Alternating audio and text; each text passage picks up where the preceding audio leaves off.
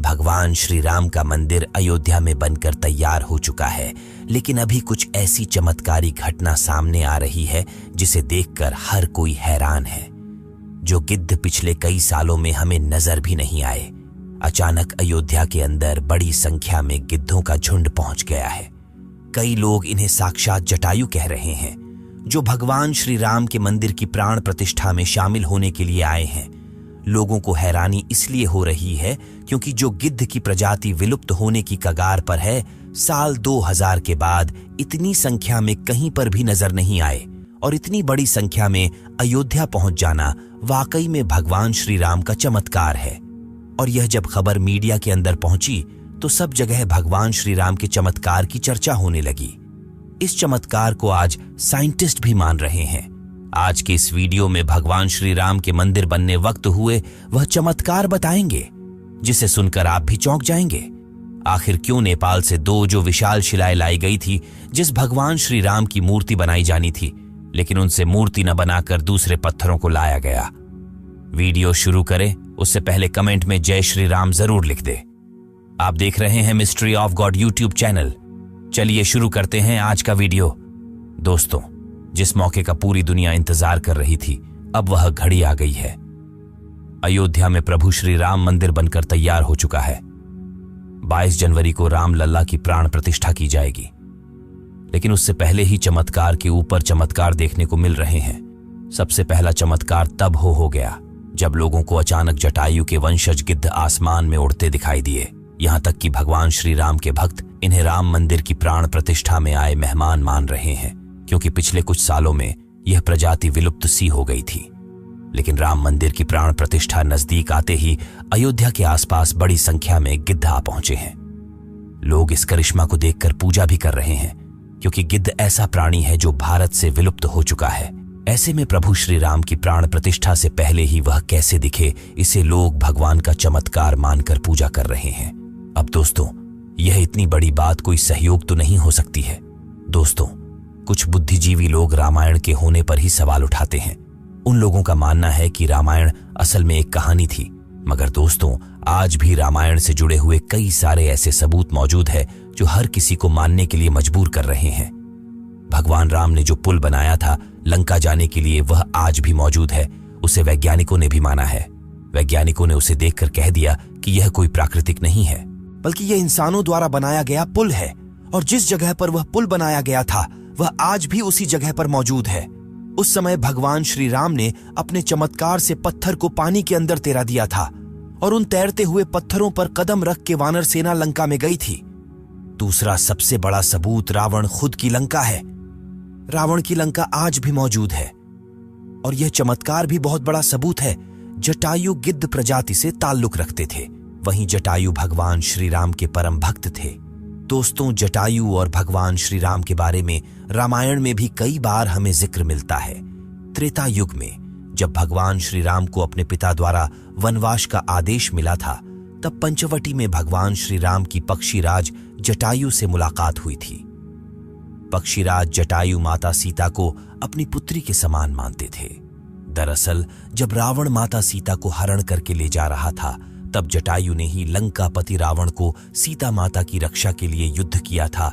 वही जटायु जिन्होंने अपने पंखों से रावण को बहुत चोट पहुंचाई थी। रावण के शरीर को जटायु ने लहूलुहान कर दिया था। इस संघर्ष में जटायु ने अपने प्राणों की आहुति दी थी। छत्तीसगढ़ के दंडकारण्य में गिद्धराज जटायु का मंदिर है। ये वह स्थान है जब सीता का अपहरण कर रावण पुष्पक विमान से लंका जा रहा था, तो सबसे पहले जटायु ने ही रावण को रोका था। राम की राह में जटायु पहले शहीद थे। राम कथा में प्रसंग आता है जब जटायु के भाई संपाति ने कहा कि मेरे पंख कमजोर हैं, मगर आंख दूर की चीजें देख सकती है, इसीलिए मैं सीता जी को अशोक वाटिका में बैठी देख रहा हूं। इसलिए लोग इन्हें साक्षात जटायु के वंशज मान रहे हैं। दोस्तों, अयोध्या नगरी के अंदर ही भगवान श्री राम का जन्म हुआ था, जिसका जिक्र वाल्मीकि की रामायण में भी है। सालों तक चले राम राज्य के बाद जब श्री राम ने जल समाधि ले ली, तो अयोध्या नगरी सूनी हो गई। पौराणिक मान्यताओं के अनुसार उज्जैनी के राजा विक्रमादित्य जब यहां आखेट करने आए, तो उन्हें उजाड़ भूमि पर कुछ चमत्कार दिखाई देने लगे। खोज की तो पता चला कि ये श्री राम की जन्म भूमि है। इसके बाद उन्होंने यहां श्री राम के भव्य मंदिर का निर्माण कराया, जिसमें काले रंग के कसौटी पत्थर वाले 84 स्तंभ थे। समय समय पर यहां राजाओं मंदिर की देखभाल की, लेकिन 14वीं शताब्दी में जब भारत में मुगलों का शासन हुआ तो श्री राम जन्मभूमि को नष्ट कर वहां बाबरी मस्जिद बना दी गई। 1525 में राम जन्मभूमि मंदिर को बाबर के सेनापति मीर बांकी ने ध्वस्त करवाया था। बाबरी मस्जिद की 3 गुंबद थी, जिसके बाहरी हिस्से में एक चबूतरे में श्री राम के बाल स्वरूप की पूजा होती थी। इसे राम चबूतरा कहते थे, लेकिन 1949 में बाबरी मस्जिद के मुख्य गुंबद के ठीक नीचे वही मूर्ति निकली जो सदियों से राम चबूतरे पर विराजमान थी। बाबरी मस्जिद और राम जन्मभूमि मंदिर पर सालों चले विवाद के बाद आखिरकार श्री राम की अपनी जन्मस्थली पर प्राण प्रतिष्ठा हो रही है। अब एक सवाल यह है कि आखिर अयोध्या में भगवान श्री राम की मूर्ति बनाने के लिए नेपाल से 2 विशाल पत्थरों को लाया गया था। इन पत्थरों को लाने के बाद आखिर क्यों उन पत्थरों से मूर्ति नहीं बनाई गई? ऐसी क्या वजह थी कि नेपाल के उन 2 पत्थरों की जगह दूसरे पत्थरों का इस्तेमाल किया गया? दरअसल राम मंदिर के निर्माण का काम पूरा होने के बाद फरवरी में नेपाल के कालीगंड की तट से 2 शिलाएं अयोध्या लाई गई थीं। इन 2 शिलाओं का वजन 14 टन और 27 टन था। शुरुआत में इन शिलाओं से राम मूर्ति बनाए जाने की बात सामने आई, लेकिन बाद में पता चला कि इन शिलाओं को राम मूर्ति बनाने के लिए उचित नहीं पाया गया। भारतीय मीडिया में छपी कुछ खबरों के मुताबिक इन पत्थरों से मूर्ति नहीं बनाए जाने की एक वजह राम मंदिर से जुड़े संतों की ओर से जताई गई आपत्ति थी। खबरों के मुताबिक कुछ संतों का मानना था कि इन पत्थरों को मूर्ति निर्माण में इस्तेमाल नहीं कर सकते, क्योंकि कालिंदी की चट्टानों को तोड़ा नहीं जाना चाहिए, क्योंकि वे शालिग्राम के बराबर हैं। हालांकि अयोध्या पहुंचे नेपाली प्रतिनिधियों के मुताबिक इन शिलाओं की तकनीकी जांच के बाद मूर्तिकारों ने कहा कि ऐसी शिला से मूर्ति तराशना संभव नहीं है। इसके बाद दूसरे पत्थरों से मूर्तियां बनाई गईं। नेपाली प्रतिनिधियों के मुताबिक 27 टन वजनी शिला पर मूर्ति तराशने की कोशिश की गई थी, क्योंकि 14 टन वजनी शिला को शालिग्राम माना गया, लेकिन 27 टन वाली शिला भी उपयुक्त न पाए जाने के बाद दोनों शिलाओं को राम मंदिर निर्माण स्थल के पास रखा गया है। भारतीय मीडिया के मुताबिक राम मंदिर के गर्भगृह में रखने के लिए देश की अलग अलग जगहों से लाए गए पत्थरों से 3 मूर्तियां बनाई गई हैं। इनमें से सबसे अच्छी मूर्ति का चयन कर उसे गर्भगृह में स्थापित किया जाएगा। दोस्तों, अयोध्या में दुनिया का सबसे बड़ा विशाल मंदिर बन रहा है। लोग बेसब्री से इंतजार कर रहे हैं। राम मंदिर के लिए कुल 67 एकड़ जमीन है, जिसे 2 एकड़ में मंदिर बन रहा है। पहले मंदिर के मुख्य शिखर की ऊंचाई 128 फीट थी, अब यह 161 फीट होगी। 3 की जगह 5 गुंबद और एक मुख्य शिखर होगा।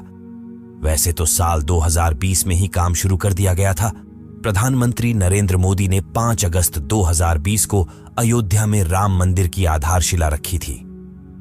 साल 1992 में बाबरी मस्जिद को ढा दिया गया था, जिसके बाद हिंदू पक्ष और मुस्लिम पक्ष के बीच इलाहाबाद हाई कोर्ट से लेकर सुप्रीम कोर्ट तक लंबी कानूनी लड़ाई चली। इसके बाद नवंबर 2019 में ऐतिहासिक फैसला सुनाया और आदेश दिया कि अयोध्या में विवादित जमीन पर मंदिर बनाया जाए। इस फैसले में यह भी शामिल था कि केंद्र सरकार मस्जिद के निर्माण के लिए सुन्नी वक्फ बोर्ड की 5 एकड़ वैकल्पिक जमीन उपलब्ध कराए। अब दोस्तों, आप इसे लेकर क्या सोचते हैं? कमेंट के माध्यम से जरूर बताएं। आज कैसे वीडियो में बस इतना ही। जय श्री राम, जय सनातन धर्म।